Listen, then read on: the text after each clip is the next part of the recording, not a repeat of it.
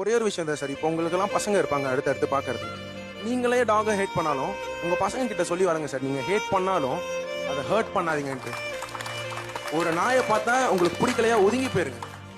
அதை பார்த்துக்கிறவங்களையோ இல்லை அந்த நாயையோ அடிச்சு காயப்படுத்தாதீங்க.